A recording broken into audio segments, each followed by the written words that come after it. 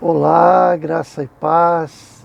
Eu sou o pastor Juscelio Pereira, sou casado com a Adriane, temos 2 filhos, já temos uma netinha.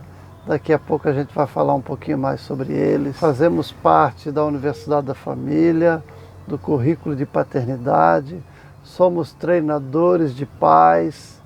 Um dia nós fomos alcançados como pais e hoje nós já estamos transbordando para a vida de outros. E eu creio que o que eu vou falar aqui nasceu primeiro no coração de Deus. E claro, o assunto é paternidade, este assunto tão maravilhoso. Vamos nos próximos minutos meditar juntos neste assunto tão importante. Muito se tem falado hoje sobre propósito. Eu particularmente gosto de propósito, assim como nós, tudo que nós criamos tem um propósito. Por exemplo, este fone de ouvido, por exemplo, esse celular que eu estou gravando, tudo tem um propósito. Esse notebook que está aqui na minha frente, este veículo na qual eu estou sentado, tudo que a gente cria tem um propósito. E eu creio que tudo que Deus criou também tem, inclusive, principalmente nós, seres humanos. Então, às vezes a gente sabe qual é o propósito de Deus para a nossa vida, que a gente deve ir pregar o Evangelho a toda criatura, e aquele que crê será salvo, mas, às vezes o específico que Deus quer de mim, o que Deus quer de mim na sua especialidade, eu não sei. Talvez isso não esteja bem explícito na palavra, não é verdade? Graças a Deus, eu e minha família, nós somos em 4, digamos assim, originalmente, eu, minha esposa, a minha filha e meu filho. Eles já são casados, ela, a nossa filha, casada com o João, o nome dela é Anne, já tem uma filha, que é a nossa neta, que vai completar 6 anos de idade, agora no mês de novembro de 2021. Temos o Evandro, casado há 2 anos com a Thalita, ainda não tem filhos. Eles foram semana passada, dia 11, para missões, foram para outro país, missões transculturais. Estamos felizes com isso. Agora, o que eu quero chamar a sua atenção não é para esse propósito específico que Deus tem para você, para a sua vida, mas o propósito que Deus tem para nossas vidas como pais. Esse está bem explícito na palavra. E eu quero ler 2 versos com vocês, ou 2 textos da Bíblia. O primeiro está lá em Efésios, capítulo 6, verso 4. E o segundo está lá em Deuteronômio, capítulo 6, versos do 6 ao 9. Eu vou ler esses 2 textos na linguagem de hoje, que fica bem claro para a gente o que Deus espera de nós como pais. E diz Efésios 6 e 4. Pais, não tratem os seus filhos de um jeito que faça com que eles fiquem irritados. Pelo contrário, vocês devem criá-los com a disciplina e os ensinamentos cristãos. Então, nós precisamos ensinar os nossos filhos, os ensinamentos de Cristo, ok?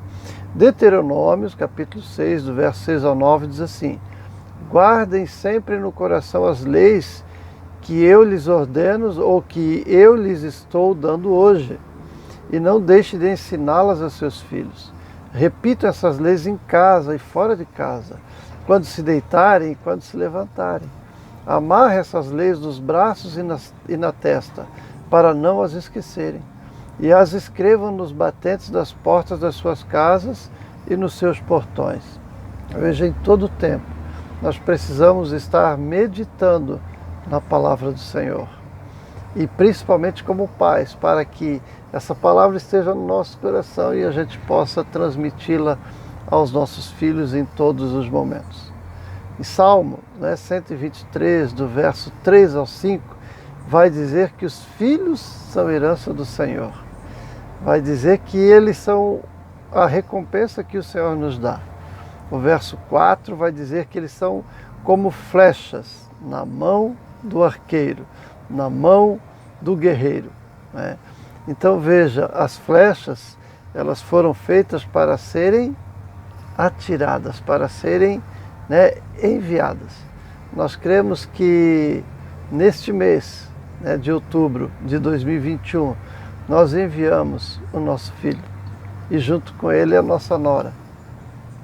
Então eles são flechas e nós precisamos enviar, não enviar de qualquer jeito, mas enviar para um objetivo, para valorizar realmente aquilo que tem valor eterno. Se eu pudesse assim, traduzir, ou resumir o problema do nosso mundo, claro, nós como cristãos sabemos que é o pecado, sabemos que com o pecado veio a morte, mas entenda aqui, nos nossos relacionamentos, o que é que Deus quer de nós, qual é o problema desse mundo, o que está governando este mundo. E Provérbios 22:15 já vai nos deixar bem claro isso também, quando diz que a estutícia que a trapaça, o engano está ligado ao coração da criança. Então, porque nós nascemos dessa água que Adão sujou, nós temos um problema, que se nós não nos firmarmos em Cristo, a gente não consegue sair desse problema, que é o quê? Qual é esse resumo que eu quero dizer para você? Qual é essa palavra? É o egoísmo. Então a gente pensa em nós mesmos, a gente quer fazer tudo, para que nós sejamos beneficiados, para que eu seja beneficiado. O outro pode ser prejudicado, mas eu não. E muitas vezes, como pais, a gente tem ensinado isso aos filhos, que eles precisam sair ganhando, que eles precisam estudar bastante, que eles precisam arrumar um emprego, um trabalho, uma forma de ganhar bastante dinheiro para ter uma vida boa, para ser rico. Não é assim que acontece? Eu não estou dizendo que isso é ruim, eu só estou dizendo que isso é ruim quando é colocado isso em primeiro lugar. Então, o que Deus nos chama é justamente para ser o inverso, para abrir mão do egoísmo, para ser agora um altruísta, para pensar no outro. Veja que quando Jesus foi questionado pelos fariseus sobre os 10 mandamentos, Jesus falou assim, olha, eu resumo os 10 mandamentos em 2. Amarás o Senhor teu Deus de todo o teu coração e ao teu próximo como a ti mesmo. Só que mais à frente, o próprio Senhor Jesus diz assim, um novo mandamento vos dou, que vos ameis uns aos outros, assim como eu vos amei. Então nós precisamos agora amar o nosso próximo como Jesus nos amou. Que amor foi esse de Jesus por nós? Foi aquele amor vicário, aquele amor como a gente chama na igreja, e é correto, óbvio, é aquele amor ágape. Então, nós precisamos amar o próximo a ponto de dar a vida por ele. Então, não tem nada a ver com egoísmo. E quando a gente abre mão do nosso eu, da nossa vontade, do nosso desejo, e faz a vontade de Deus, não para barganhar com Deus, não porque Deus vai nos dar alguma coisa em troca, mas simplesmente porque nós o amamos e queremos cumprir a sua palavra. Então, com certeza, o nosso Deus é o Deus de abundância, o nosso Deus é um Deus que não fica devendo nada para ninguém. Com certeza nós seremos felizes. A gente busca muita felicidade e às vezes a gente está correndo atrás da felicidade quando Deus diz para a gente correr atrás da santidade. Então, pais, vocês querem ser felizes, A felicidade é uma consequência da santidade. Santidade é pensar diferente desse mundo. Santidade é ser separado deste mundo. Romanos 12:2 já nos diz, que nós não devemos estar conformados com este mundo, ou seja, não devemos entrar na forma deste mundo, mas devemos mudar, nós devemos renovar o nosso entendimento, a nossa mente, para que aí sim nós experimentemos a boa, agradável e perfeita vontade de Deus. Deus leva a paternidade tão a sério, que Ele não deixou Jesus sem um pai. Jesus foi gerado no ventre de Maria pelo Espírito Santo, diz a palavra. Mas veja, né? Deus colocou um pai para Jesus. Deus não deixou Maria criar o seu filho, né, de uma forma sozinha, de uma forma sem um pai. Então veja como Deus leva a família a sério, como Deus leva a paternidade a sério. Eu quero meditar com você, lá em Mateus, no capítulo 1 e verso 16, vai falar da genealogia de Jesus, e lá no final da genealogia diz assim, que Jacó gerou a José, marido de Maria, da qual nasceu Jesus. Veja, a genealogia de Jesus, nesse caso ali, foi feita pela vida de José. Olha que coisa maravilhosa, né? Em Lucas, capítulo 3 e verso 23, também diz que Jesus era filho de José. Mateus 13, 55, fala que Jesus era o filho do carpinteiro. Eu, particularmente, a Bíblia não diz isso, né? Não quero que você pense que seja uma heresia isso, mas é um pensamento meu. Eu creio assim que se nos dias de hoje fosse fazer um DNA de Jesus, ia dar que ele era filho de José. Porque realmente Deus leva a família a sério, leva a paternidade muito a sério. E se é tão sério assim, por que será, né, que nós, como pais cristãos, a gente não dá tanta importância assim, né? É porque nós estamos colocando o que é passageiro, o que é deste mundo, o que é terreno, o que não tem valor eterno em primeiro lugar. Nós estamos aplicando os versos que eu li lá de Deuteronômio, né? Não com a palavra de Deus, mas sim com os valores terrenos, os valores que a sociedade diz para nós que são os maiores e melhores valores que a gente tem, né? Mas a gente como cristão, nós como pais cristãos, não devemos, nem podemos pensar dessa forma. Nós precisamos colocar a palavra de Deus em primeiro lugar, porque a palavra de Deus é a verdade. Ela não é apenas uma verdade, né? Mas ela é a verdade, artigo definido. Veja bem, eu quero meditar com você. Oséias 4 e 6 vai dizer que o povo de Deus, né, o próprio Deus falando, o meu povo perece porque lhe falta conhecimento. Então muitas vezes a gente já conhece ali o principal, já sou salvo, ensinei ao meu filho que Jesus é o Filho de Deus, que veio, morreu na cruz, né, e deu a sua vida por nós para que nós fôssemos salvos, e a gente acha que isso é o suficiente, né, mas não é o suficiente. Porque o próprio livro de Oséias, capítulo 6, um pouco mais à frente, né, no verso 13, ele diz assim que nós devemos conhecer o Senhor e prosseguir em conhecer. Então nós precisamos nos aprofundar, nós precisamos mergulhar, nós precisamos realmente, né, ir na profundidade da palavra de Deus. A palavra de Deus ela é muito profunda, eu diria assim que ela é infinitamente profunda. E nós precisamos avançar. O exemplo que eu lhe dou, que não basta conhecer a Bíblia, é o próprio Jesus Cristo. Quando ele foi ao deserto e foi tentado ao diabo, né? Ele está lá em Mateus capítulo 4, dos versos 1 ao 25, vai falar sobre a tentação de Jesus. Na segunda vez que o diabo tenta Jesus, ali o próprio diabo falou assim: se tu és o Filho de Deus, querendo colocar dúvida em Jesus, né? Se ele realmente era o Filho de Deus.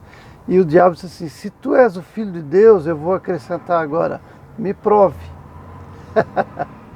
Né? Me prove, né? Lança-te daqui para baixo, né? E aí ele cita Salmos 91, os versos 11 e 12. Porque a seus anjos dará ordem a teu respeito, né? Eles te sustentarão nas suas mãos, para que não tropeces com o teu pé em pedras. Verdade, está escrito, está lá no Salmo. O diabo conhece a palavra do Senhor e ele citou o Salmo para Jesus. Ah, de repente se fosse eu ou vocês, pô, é verdade, né? Está escrito isso, então, né? E de repente, né, a gente poderia se jogar lá de cima. Mas não foi isso que aconteceu com Jesus. Jesus respondeu ao Satanás, né? Respondeu a Satanás.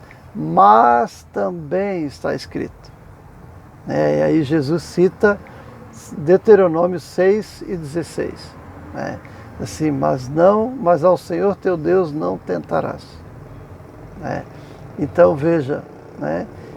Jesus combateu uma palavra de Deus fora de contexto, completamente equivocada, né, com a palavra de Deus.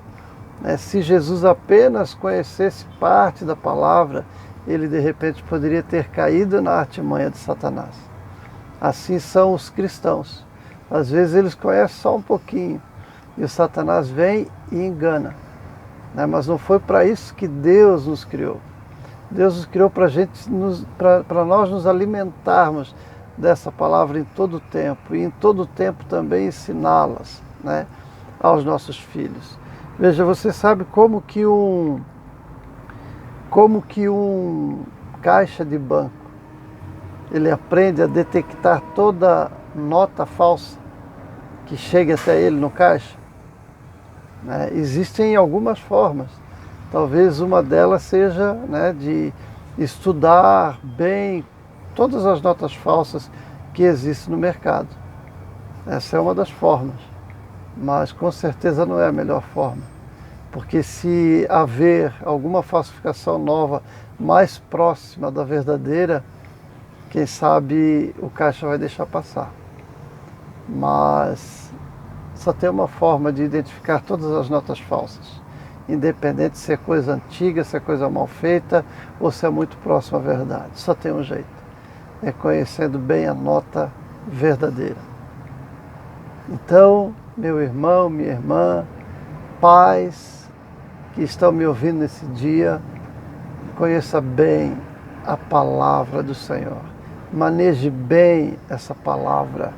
Conheça ela profundamente. Conheça ela profundamente.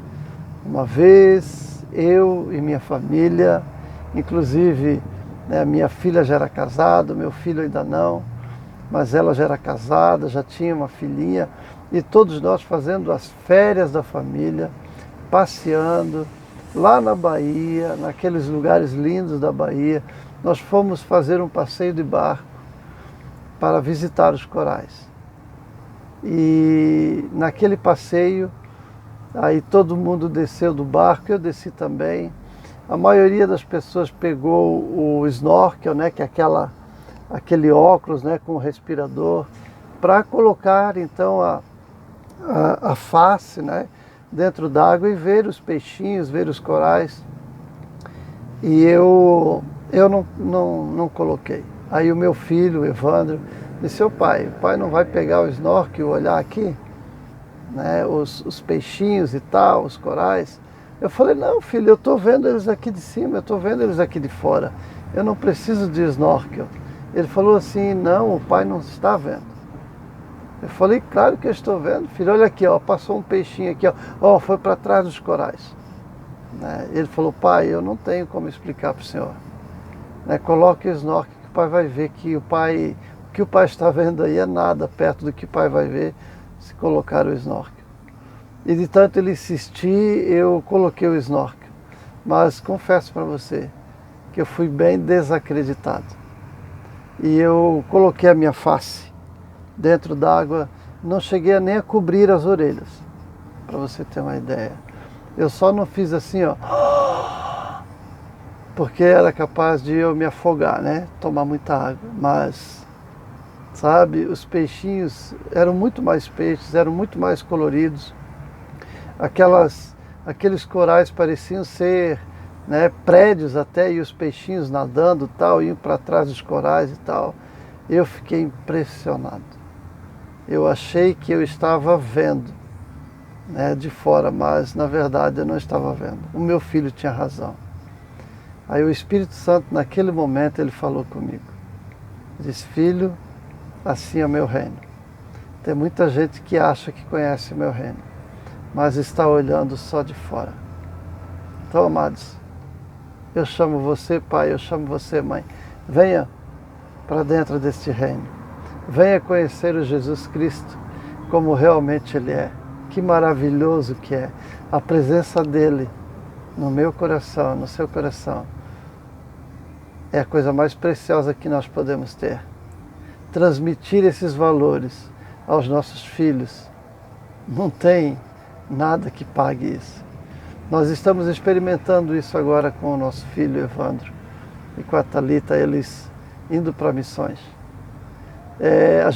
Nós achávamos que íamos sofrer muito, né, na despedida. Foi menos difícil, né? Nós nos despedimos no aeroporto do que a gente pensava. E hoje, que é estou gravando esse vídeo dia 20 de outubro de 2021, 9 dias depois deles terem voado para missões, nós estamos muito felizes. Estamos com alegria redobrada, o que a Bíblia chama de regozijo.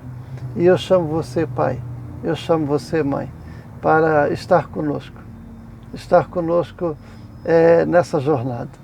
Nós pertencemos a algo maior, nós pertencemos a um reino, ao reino de Deus. Aonde quer que a gente esteja, a gente pode e deve proclamar este reino. Não importa como que você está hoje, como que está a sua família hoje. Não importa se você fez tudo correto ou se você fez tudo errado. Não importa. Importa que hoje o Senhor lhe dá uma nova chance. Nós também tínhamos muitos problemas quando os nossos filhos eram pequenos. Nós éramos tropas divididas dentro de casa. Mas Deus mudou tudo isso. Quem sabe numa outra oportunidade eu possa contar o nosso testemunho. Venha, e eu quero te convidar também para fazer os cursos da Universidade da Família, esses cursos de paternidade, não só de paternidade, mas é o assunto aqui nesse momento. Eu quero convidar a você. Venha, e você vai ver quanta coisa boa, quanta preciosidade que o mundo não fala que existe no reino de Deus para mim e para você. A palavra do Senhor diz que o ladrão, João 10:10, veio senão para roubar, matar e destruir. Mas Jesus disse, o próprio Senhor Jesus dizendo isso, né? Depois que Jesus disse que o ladrão veio senão para roubar, matar e destruir, vírgula, mas eu vim para que tenham vida e abundância. E eu e minha família estamos vivendo essa abundância do Senhor. E somos felizes, somos realmente pessoas curadas. E eu quero que você seja também. Deus abençoe a cada um de vocês. Obrigado pelo privilégio, pela oportunidade, pela confiança. Fique com Deus. Um forte abraço. Deus abençoe.